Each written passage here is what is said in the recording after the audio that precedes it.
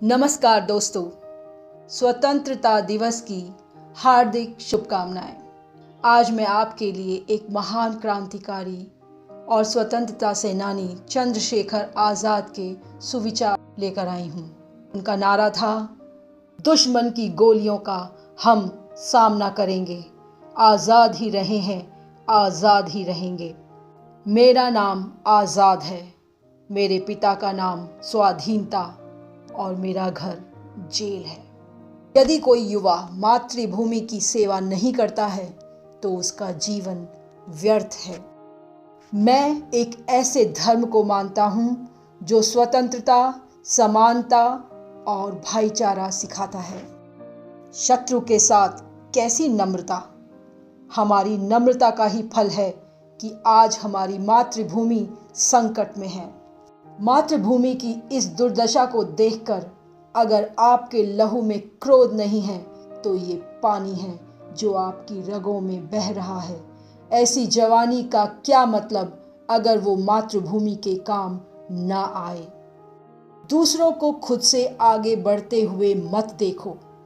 प्रतिदिन अपने खुद के कीर्तिमान तोड़ो, क्योंकि सफलता आपकी अपने आप से एक लड़ाई है। मैं जीवन की अंतिम सांस तक देश के लिए शत्रु से लड़ता रहूंगा। चिंगारी आज़ादी की सुलगती मेरे जिस्म में है।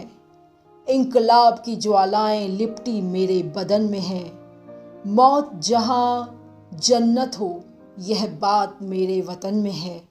कुर्बानी का जज्बा जिंदा मेरे कफन में है। आज़ाद की कलाई में हथकड़ी लगाना बिल्कुल असंभव है। एक बार सरकार लगा चुकी, अब तो शरीर के टुकड़े टुकड़े हो जाएंगे, लेकिन जीवित रहते पुलिस बंदी नहीं बना सकती। भले ही मेरा प्रारंभिक जीवन आदिवासी इलाके में बीता है, लेकिन मेरे दिल में संपूर्ण मातृभूमि बसती है।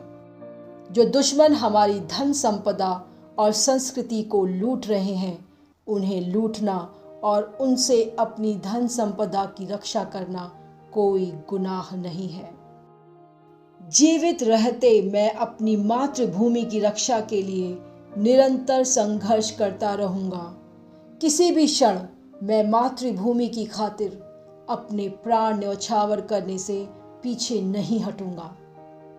गिरफ्तार होकर अदालत में हाथ बांध मुझे बंदरिया का नाच नहीं नाचना है। 8 गोली पिस्तौल में है और 8 का दूसरा मैगजीन है।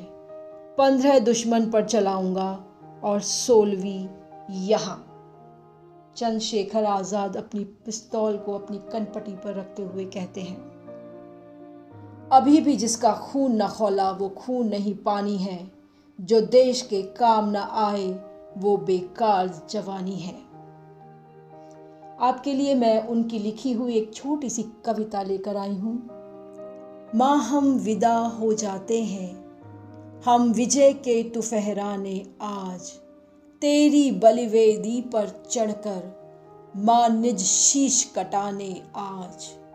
मलिन वेश ये आंसू कैसे कंपित होता है क्यों गात। वीर प्रसूति क्यों रोती है जब लग खंग हमारे हाथ। धरा शीघ्र ही धसक जाएगी, टूट जाएंगे न झुके तार। विश्व कांपता रह जाएगा, होगी माँ जब रणहुंकार। नृत्य करेगी रण प्रांगण में, फिर खंग हमारी आज। अरिशिर गिराकर यही कहेंगे, भारत भूमि तुम्हारी आज। अभी शमशीर का तिल ने ना ली थी अपने हाथों में। हजारों सिर पुकार उठे, कहो दरकार कितने हैं। प्रस्तुत है एक छोटा सा प्रेरक प्रसंग। बात उन दिनों की है जब चंद्रशेखर आज़ाद की आर्थिक स्थिति ठीक नहीं चल रही थी। वह एक कंपनी में जो झांसी में स्थित थी, वहां मोटर गाड़ी चलाकर गुजर बसर कर रहे थे।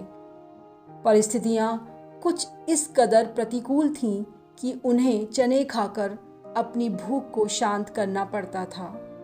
एक दिन ऐसा हुआ कि उनके पास एक इकन्नी ही बची। सारा दिन मोटर गाड़ी चलाते रहे। उन्होंने दिन भर कुछ नहीं खाया था। शाम तक उन्हें बहुत जोरों से भूख सताने लगी। तभी उन्हें एक चने बेचने वाला दिखा। आखिरकार उन्होंने उस इकन्नी को खर्च करने का फैसला किया। चने वाले के पास गए और उस इकन्नी के भुने हुए चने ले लिए। जब वो चने खा रहे थे तो उन चनों के साथ अचानक एक और इकन्नी निकल आई, जिसे देखकर वह चकित रह गए। कुछ समय के लिए उनका मन डोल गया। उन्होंने सोचा कि इससे कल का काम निकल जाएगा। तभी वह कुछ देर बैठे और सोचने लगे, अगर मैं ये इकन्नी रख लेता हूँ तो मेरा कल का काम तो चल जाएगा, पर हमेशा मुझे ये बात मन में कचोटेगी कि मैंने किसी और का पैसा रख लिया। उनका विवेक जागृत हो गया और उन्होंने सोचा कि ये इकन्नी मैंने अपनी मेहनत से तो कमाई नहीं है, तो ये मेरी कैसे हुई? ये तो भूल से मेरे पास आ गई है। चने खाकर उन्होंने पानी पिया और सीधे उस चने वाले के पास चले गए और बोले, क्यों भाई, तुमने मुझे इकन्नी के चने दिए और एक इकन्नी भी उन चनों के साथ डाल दी। अगर ऐसा करोगे तो कैसे कमाओगे? चने वाला जब तक कुछ समझकर बोल पाता तब तक वे इकन्नी देकर वापस चले गए। अब चने बेचने वाला हाथ में रखी इकन्नी को देखता, कभी उस नौजवान को सड़क पर जाते हुए देखता। सच पूछा जाए तो चने वाला मन ही मन उनकी प्रशंसा कर रहा था। दोस्तों, उनके बारे में और देश के अन्य क्रांतिकारियों के बारे में पढ़िए। हमारा देश ऐसे महान क्रांतिकारियों से भरा पड़ा है। जय हिंद।